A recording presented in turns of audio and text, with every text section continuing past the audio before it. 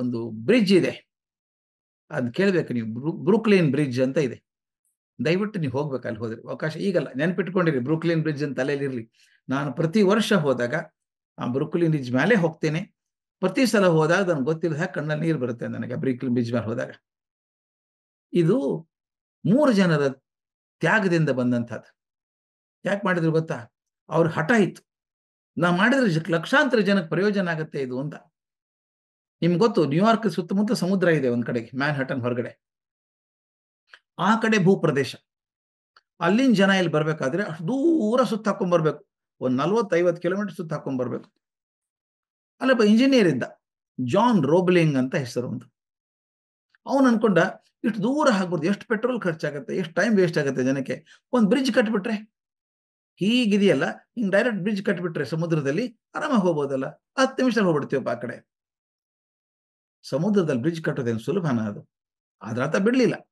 ಜಗತ್ತಿಗೆ ಒಳ್ಳೇದಾಗಲಿ ಅಂತ ಅವನು ಏನ್ ಮಾಡಿದ ಗೊತ್ತಾ? ತಾನೇ ಇಂಜಿನಿಯರ್ ಕೂತ್ಕೊಂಡು ಡಿಸೈನ್ ಮಾಡಿದ. ಇದಾದದ್ದು ಯಾವಾಗ? 1870ನೇ ಇಸ್ವಿಯಲ್ಲಿ, 1870 ವರ್ಷ. ಪ್ಲಾನ್ ಮಾಡಿದ, ಡಿಸೈನ್ ಮಾಡಿದ.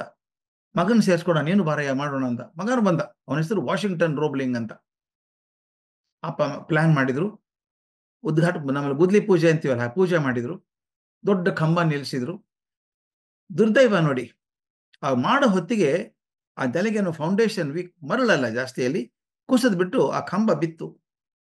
ಆ ಜಾನ್ ರೋಬ್ಲಿಂಗ್ ಅಪ್ಪ ಇದ್ದಲ್ಲ, ಅಪ್ಪನ ಬೆನ್ನಿಗೆ ಪೆಟ್ಟು ಬಿತ್ತು. ಮುಂದ್ ಸ್ವಲ್ಪ ದಿವಸಕ್ಕೆ ಸತ್ತು ಹೋಗ್ಬಿಟ್ಟ, ಅವನು ಬದುಕಲಿಲ್ಲ.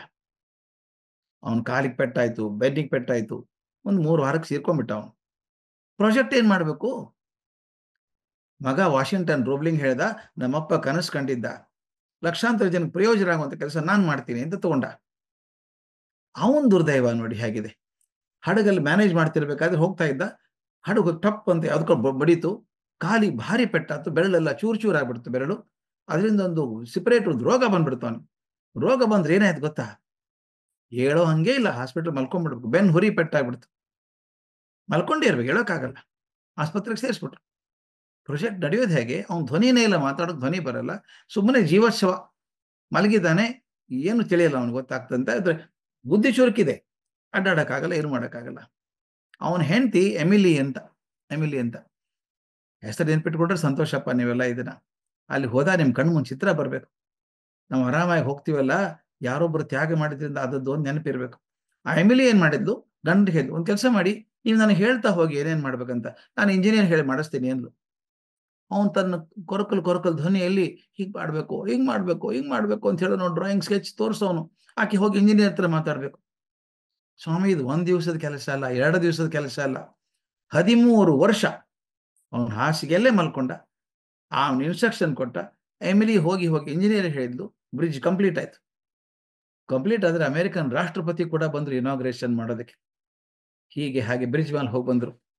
ಕೊನೆಗೆ ಆ ಹುಡುಗ ಹೇಳಿದ, ವಾಷಿಂಗ್ಟನ್ ರೋಬ್ಲಿಂಗ್ ಹಾಸಿಗೆ ಮೇಲೆ ಇದ್ನಲ್ಲ 14 ವರ್ಷ, ನಾನು ಒಂದ್ಸಲ ಕರ್ಕೊಂಡು ಹೋಗ್ಬಿಡಿ ಆ ಬ್ರಿಡ್ಜ್ ಮೇಲೆ ಅಂತ ಹೇಳ್ದ. ಆಂಬ್ಯುಲೆನ್ಸ್ ಅಲ್ಲೇ ಕರ್ಕೊಂಡು ಬ್ರಿಡ್ಜ್ ಇಂದ ಈ ಕಡೆಯಿಂದ ಆ ಕಡೆ, ಆ ಕಡೆಯಿಂದ ಈ ಕಡೆ 2-3 ಸಲ ಅಡ್ಡಾಡಿದ್ರು. ಅವ್ನಿಗೆ ಏನ್ ತೃಪ್ತಿ ಆಗಿರ್ಬೇಕಲ್ಲ, ಇಷ್ಟು ಕಷ್ಟಪಡ್ತಿದ್ರು ಜನ ಸುತ್ತ ಹಾಕೋಗೋದಕ್ಕೆ. ಈಗ 5 ನಿಮಿಷದಲ್ಲಿ ಕ್ರಾಸ್ ಮಾಡಿ ಹೋಗ್ತಾರೆ, ಮ್ಯಾನ್ಹಟನ್ ಹೋಗ್ಬಿಡ್ತಾರೆ, ಪ್ರಯೋಜನ ಆಯ್ತು ಲಕ್ಷಾಂತರ ಜನಕ್ಕೆ. ನಂಬಲಿಕ್ಕಿಲ್ಲ, ಇನಾಗ್ರೇಷನ್ ಆದ 1 ವಾರದಲ್ಲಿ 1 ಲಕ್ಷ ಕಾರ್ ಹೋಗಿತ್ತಂತೆ ಅದ್ರ ಮೇಲೆ, ಅದಷ್ಟು ಡಿಮಾಂಡ್ ಇತ್ತಲ್ಲಿ. ಹೋಗಿ ಬಂದ 2 ಸಲ, ಮರುದಿನ ಬಂದವನು ತನ್ನ ಪ್ರಾಣ ಬಿಟ್ಟ. ಅಂದ್ರೆ ಪ್ರಾಣ ಹಿಡ್ಕೊಂಡಿದ್ದೇನೆ ಆ ಬ್ರಿಡ್ಜ್ ಕಂಪ್ಲೀಟ್ ಆಗೋದಕ್ಕೆ. ಸ್ನೇಹಿತರೆ, ಆ ಬ್ರೂಕ್ಲಿನ್ ಬ್ರಿಡ್ಜ್ ಇವತ್ತಿಗೂ ನಿಂತಿದೆ. ಅಪ್ಪ ಜಾನ್ ರೋಬ್ಲಿಂಗನ ಕನಸು, ಮಗ ವಾಷಿಂಗ್ಟನ್ ರೋಬ್ಲಿಂಗನ ಹಠ, ಇದಕ್ಕಿಂತ ಮುಖ್ಯವಾಗಿ ಆ ತಾಯಿ ಎಮಿಲಿ, ಆಕೆ ತಾಳ್ಮೆ, ಈ 3 ಜನ ಮಾಡಿದ್ದು ಎದಕ್ಕೋಸ್ಕರ ಮಾಡಿದ್ದವರು? ಯಾರಿಗೋಸ್ಕರ ಮಾಡಲಿಲ್ಲ, ಮಾಡಿದ ಪ್ರಪಂಚಕ್ಕೆ ಒಳ್ಳೇದಾಗ್ತದೆ ಅನ್ನೋ ದೃಷ್ಟಿಯಿಂದ ಮಾಡಿದ್ರು.